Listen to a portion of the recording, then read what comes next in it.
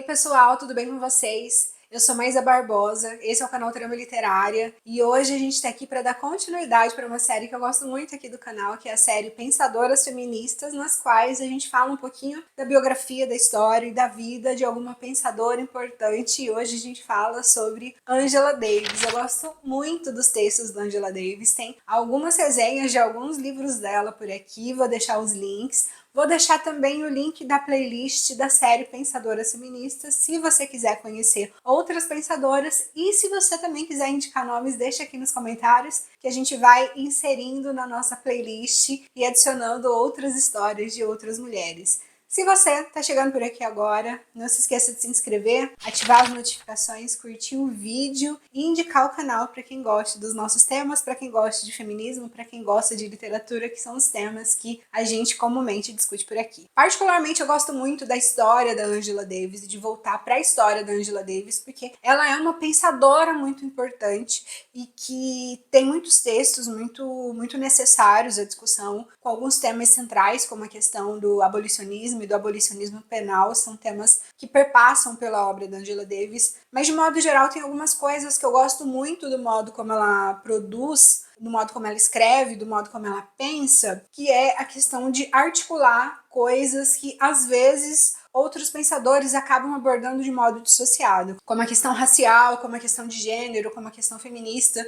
Então a Angela Davis ela faz uma coisa que é muito necessária, que é discutir esses temas de modo relacionado e principalmente não hierarquizar esses temas. Então é comum que às vezes os pensadores considerem ou coloquem como mais importante ou tematizem de forma mais frequente alguma dessas vertentes, dessa interseção, mas a Angela Davis ela aborda como temas que estão relacionados e que não podem ser abordados de modo dissociado se de fato a gente pretende uma emancipação, se de fato a gente quer construir uma sociedade que de fato seja revolucionária. Outro fato que eu também gosto muito da Angela Davis é o fato de que a teoria dela perpassa muito pela sua praxis. Então, ela teve questões, como a gente vai ver ao longo da nossa discussão, ela teve questões muito pessoais por isso, justamente porque em um momento em que ela estava produzindo muito, em que ela estava estudando na escola de Frankfurt, em que ela estava grande em termos de estudo acadêmico, ela achou que ela precisava, não recuar, mas que ela precisava reconstruir sua rota e verificar outros modos de continuar estudando, de continuar produzindo conhecimento, que ela não conseguia mais fazer isso sem fazer isso pautada também na luta pela liberdade dos negros nos Estados Unidos no momento em que ela está vivendo. Então, isso é muito necessário porque o pensamento dela ele está relacionado com o modo como ela é enquanto militante, enquanto mulher negra nos Estados Unidos. Então, ela relaciona tudo isso e o que ela produz a partir da sua realidade, que é uma realidade que é profundamente imbricada na luta social, não é aquela coisa do produtor de pensamento, do produtor de teoria que fica lá só sentado na salinha do escritório, produzindo e analisando as coisas a partir de seus muitos livros. Então, a Angela Davis ela tem essa característica de ter sido sempre uma mulher de luta. Só um adendo, eu vou deixar também a referência do texto que eu usei para fazer essa discussão, que é uma tese que sintetizou muito essa biografia de uma maneira muito clara. Então, como eu li só nesse material e busquei só nesse material, é fundamental que o material seja citado. Então vamos lá. Angela Davis nasceu no dia 24 de janeiro de 1944, filha de pais professores. A mãe, Sally Bell Davis, e o pai, B. Frank, eram professores, mas por causa dos baixos salários, o pai dela acabou que em algum momento parou de lecionar e comprou um posto de gasolina na parte negra da cidade. Em determinado momento, eles se mudam e vão morar num bairro predominantemente branco, predominantemente habitado por pessoas brancas, um bairro que era conhecido por Colina Dinamite, que ficava no Alabama, no sudeste dos Estados Unidos. Esse bairro se chamava Colina Dinamite porque era comum, quando pessoas negras se mudavam para esse bairro, era comum que a casa dessas pessoas explodisse no meio da noite. Então as pessoas empreendiam um ataque de fato. Então era comum que a casa de pessoas negras explodisse à noite porque sofriam de fato um ataque. Eles foram morar justamente nesse bairro. E para que as pessoas negras desse lugar tivessem algum uma paz, alguma tranquilidade. As pessoas brancas estabeleceram meio que uma linha de marcação, então eles tinham que ficar para um lado da rua e as pessoas brancas ficavam para o outro lado da rua. Se por acaso pessoas negras viessem para a área branca do bairro, isso acabava gerando problemas, isso acabava fazendo com que novos ataques acontecessem. Então tinha ali uma marcação clara e explícita de que não era possível as pessoas negras invadirem a parte branca do bairro. Vale lembrar que a lei da segregação ela esteve em vigência até 1960, então durante a infância da Angela Davis, ela de fato precisou estar em lugares que tinham marcações separadas para pessoas negras e brancas, como lugares em ônibus, como bebedouros, como lugares para comer, como, enfim, havia toda uma divisão, inclusive de escola, e ela acabou estudando numa escola negra durante a sua infância, uma escola para crianças negras.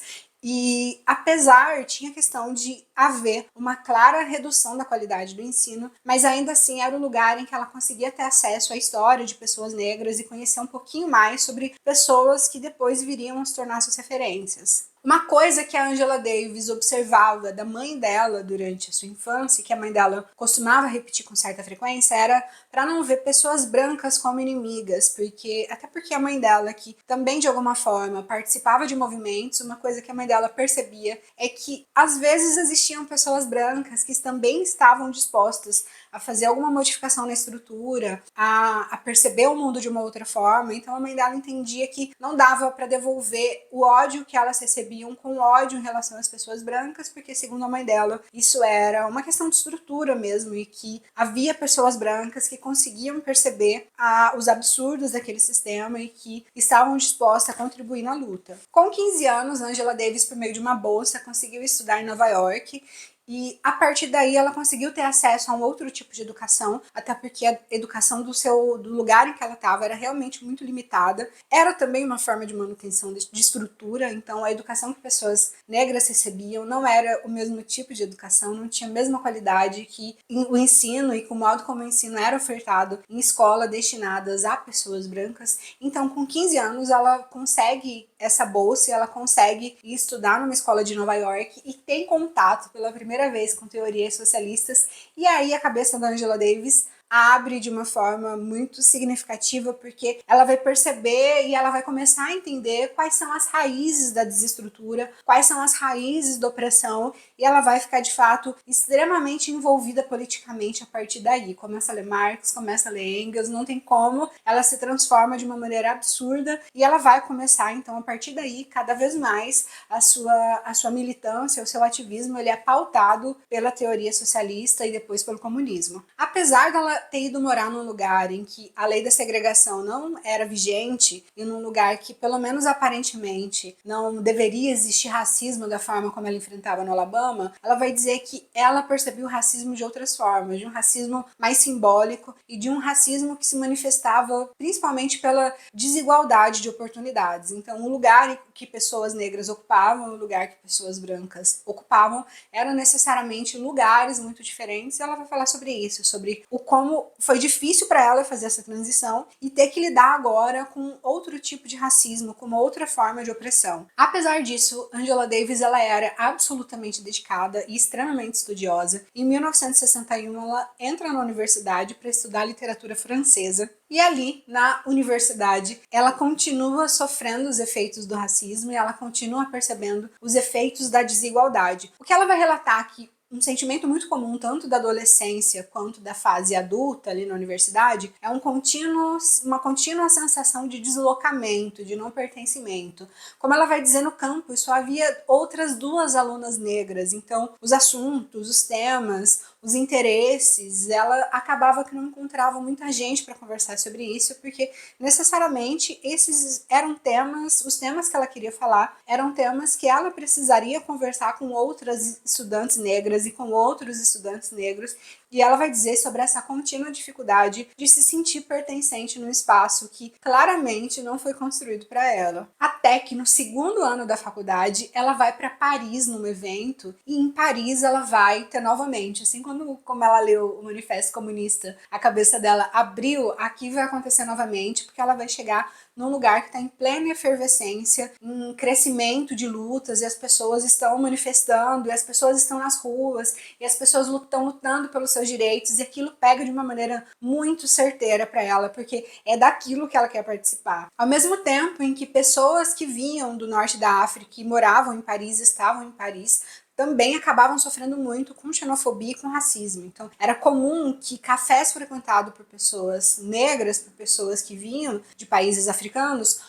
era comum que esses cafés também sofressem o mesmo tipo de ataque que Angela Davis viu quando ela era pequena, do café, do lugar ser explodido. Então, isso também mexe com ela, porque ela tá no lugar em que ela tá vendo esse racismo e essa xenofobia acontecer de uma maneira clara, mas que ao mesmo tempo ela consegue perceber que está havendo movimento em relação a isso. Então é como se ela talvez tivesse percebido que onde ela estivesse, ela fosse enfrentar racismo e ela fosse perceber o racismo como uma frequente, ainda que até esse momento da vida ela já tenha visto diferentes formas do racismo se manifestar, mas talvez ali naquele momento a questão da luta social fosse tão importante para ela que ela quisesse estar naquele lugar, quisesse fazer parte daquilo para de fato se sentir como uma força transformadora. Angela Davis, muito estudiosa que era, em 1963 consegue uma bolsa para estudar na Sorbonne e ali ela vai começar então a participar de um outro tipo de realidade. Não vai ter menos racismo, não vai ser mais fácil a vida da Angela Davis, mas ao mesmo tempo ela tá num lugar em que ela consegue perceber um movimento que está acontecendo. Até que chega um momento em que ela recebe uma notícia em que teve um ataque, a Ku Klux Klan tinha feito um ataque, um atentado numa igreja e acabou morrendo 4 crianças, 4 meninas jovens que era conhecida da família da Davis e, enfim, 4 meninas morreram e isso foi notícia depois e Angela Davis ficou pessoalmente muito abalada com isso, porque de fato era a morte de várias pessoas que ela conhecia e que era fruto direto do racismo, então isso acaba abalando ela muito significativamente, mas ao mesmo tempo isso vai ter um efeito e vai começar então a partir desse momento a intensificação das lutas das pessoas negras nos Estados Unidos. Vai haver de fato e vai começar a haver de maneira mais intensa uma contra-resistência, justamente porque esses ataques estão acontecendo de uma maneira muito violenta. A essa época Angela Davis já estava muito envolvida com filosofia e estava disposta a estudar muito seriamente filosofia. E ela tem então algumas aulas com Marcuse e vai ser decisivo para ela começar de fato a mergulhar nos estudos da filosofia. Então ela tem algumas aulas com ele, depois vai trocar ideia com ele, eles acabam desenvolvendo uma relação mais próxima, com encontros e com reuniões semanais, e ela vai mergulhar, assim, ela começa a estudar tudo sobre filosofia e ela está disposta de fato a estudar muito seriamente. Como excelente estudante que ela vai fazer isso de modo muito sério até conseguir estudar na escola de Frankfurt, na Alemanha, que era naquele momento onde de fato a filosofia estava sendo produzida. Então ela vai para a escola de Frankfurt e vai estudar nesse momento com os maiores, vai estudar com Adorno, com Horkheimer, vai estudar com pensadores muito grandes e que também vão ser muito importantes para a construção do pensamento dela. Apesar disso, ela começa a sentir em determinado momento um chamado para a luta social, um chamado para a militância e também para retornar para os Estados Unidos, porque ela de fato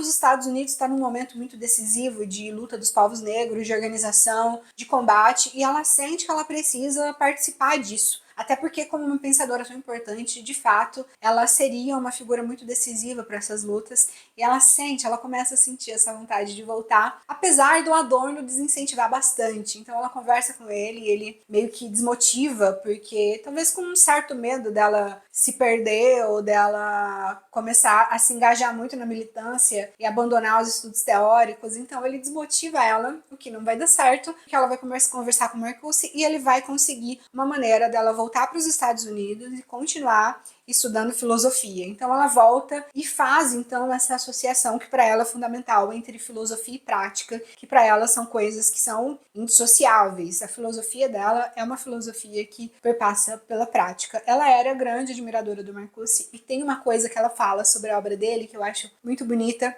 que é o modo como ela pensa sobre a utopia especificamente. Ela vai dizer que para muita gente a utopia é aquilo que está muito longe, aquilo que a gente não alcança nunca. Só que ela vai dizer com com base na obra dele que a utopia, ela precisa ser vista como uma espécie de não lugar, ou como um lugar que não existe, porque pelo modo como as classes estão solidificadas. Então, as estruturas sociais, elas já estão solidificadas há tanto tempo que para a pessoa que acredita muito em alguma coisa, aquilo parece impossível. Só que, se a gente for pensar assim, a partir do momento que a gente estrutura de uma outra forma, a gente consegue chegar nesse lugar. Então, a utopia para ela e para ele é isso, aquilo que é possível chegar, mas só é possível chegar a partir do momento que o lugar onde a gente está for estruturado de uma forma diferente. Quando ela volta e quando ela começa a se engajar politicamente nos Estados Unidos, ali por volta de 1966, por volta de 1967, as lutas elas já estão acontecendo de uma outra forma. Então, não tem mais o movimento negro como grande protagonista dessas transformações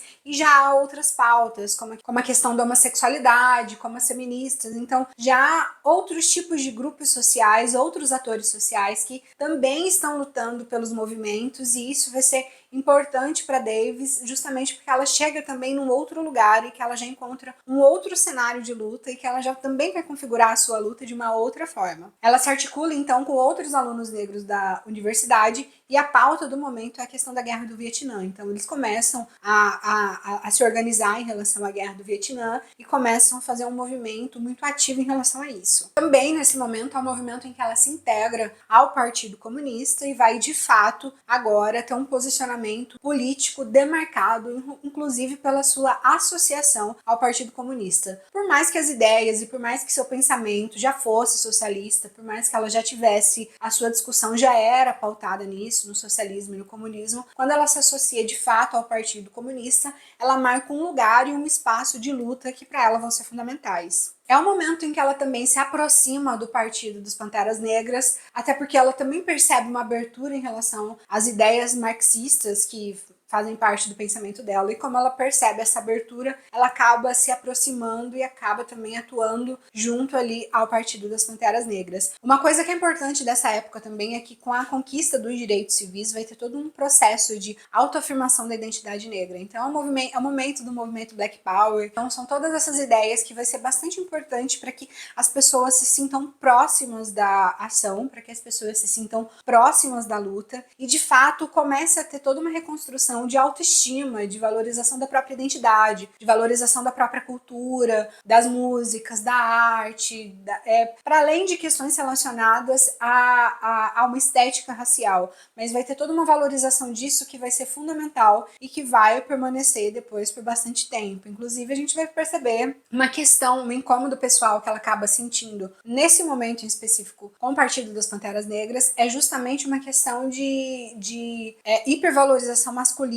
Então, é como se as mulheres tivessem menos espaço, as mulheres tivessem menos voz. Ela própria nunca foi reconhecida como uma grande líder, apesar de atuar e de agir como uma grande líder, e de ter espaço, de buscar seu espaço como uma grande líder. Ela, de fato, se sentia meio podada, e isso vai ser uma questão importante para ela, porque ela estava ali, ela era uma pensadora muito importante, mas ao mesmo tempo é como se ela sentisse que ela fosse meio que podada justamente porque ela era mulher. Tanto ela quanto a Bell Hooks vai falar de que havia de fato essa segregação da Angela Davis dentro do movimento, e talvez por isso, para Angela Davis, pensar a questão do feminismo seja indissociável de pensar a questão do movimento negro, porque ela era uma mulher negra atuante e ela percebia que ela não era tratada da mesma forma, não era respeitada da mesma forma como o homem era, e isso de fato vai ser um incômodo para ela. Isso vai fazer com que ela se aproxime cada vez mais do Partido Comunista, e aí vai ter um passo que vai ser muito decisivo, que é quando ela viaja para Cuba em 1969, e nessa viagem para Cuba ela vai perceber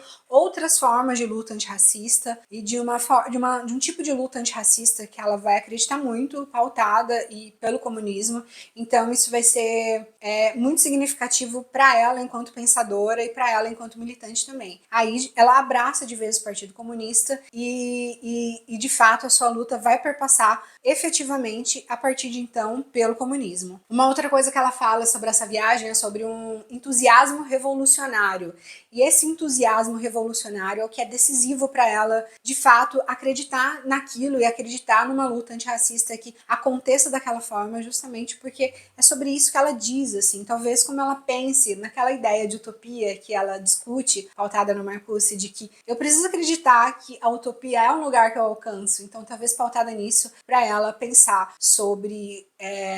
o entusiasmo revolucionário seja fundamental. Ali, então, em 1969, vai ter um outro passo importante na trajetória dela, que é quando ela é convidada para ser professora na Universidade de Oakland, e ela vai e começa a dar aulas, até que chega um momento em que havia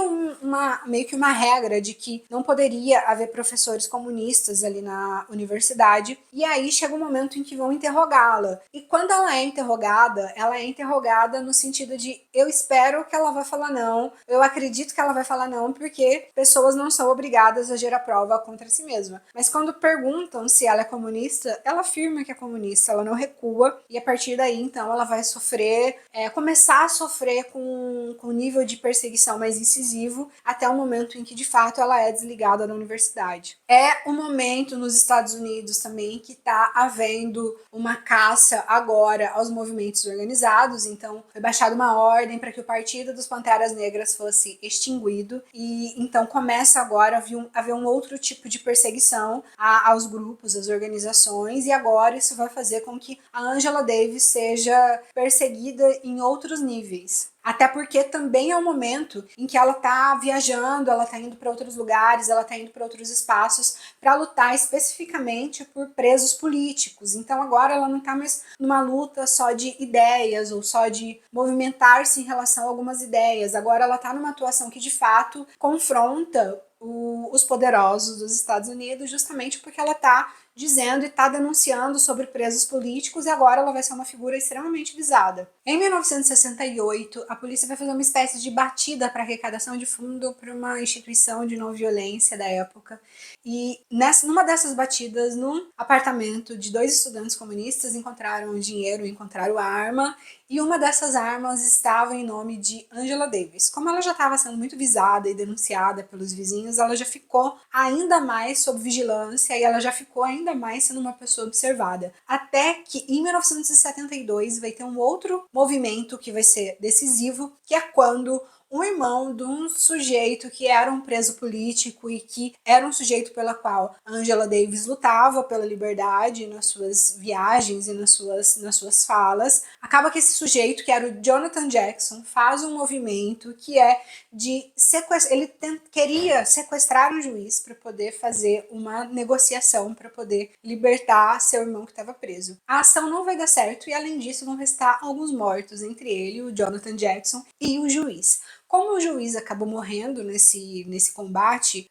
e uma das armas estava em nome da Angela Davis, ela vai ser acusada de diversos crimes. Ela vai ser acusada de assassinato, de sequestro e de conspiração criminosa. É o momento em que ela precisa começar a fugir, e ela vai fazer todo um processo de fuga para tentar conseguir asilo político em Cuba, e ela passa 3 meses fugindo até que ela vai ser capturada, vai ser presa e fica aí mais de um ano presa. Ela vai ficar a maior parte do tempo em solitária, então ela vai ser considerada aí uma das 10 pessoas mais perigosas dos Estados Unidos. Então ela vai ser presa e fica bastante tempo presa e fica quase que exclusivamente na solitária, mas enquanto ela tá presa, tá acontecendo muito movimento do lado de fora, liderados pela sua irmã e pelo Partido Comunista, e cada vez o movimento vai crescendo e cada vez mais pessoas vão aderindo à causa. Então, como chega um momento em que diversas pessoas estão falando disso, como chega um momento em que isso é um tema de conhecimento popular e é um tema no qual as pessoas estão profundamente interessadas, inclusive fora dos Estados Unidos. Um movimento que fica conhecido no Brasil como Libertem Angela Davis, então ela vai ser meio que liberada dos seus crimes e os seus crimes vão ser meio que perdoados. Mas se não fosse esse movimento e não fosse essa organização de fato dos grupos pela libertação da Angela Davis, provavelmente ela seria dirigida para pena de morte, porque os crimes pelos quais ela estava sendo acusada eram passíveis de pena de morte. Então ela ficou esse tempo aí em que ela fica presa, ela fica a maior parte do tempo em solitária e fica inclusive com essa possibilidade aí da aplicação de pena de morte, porque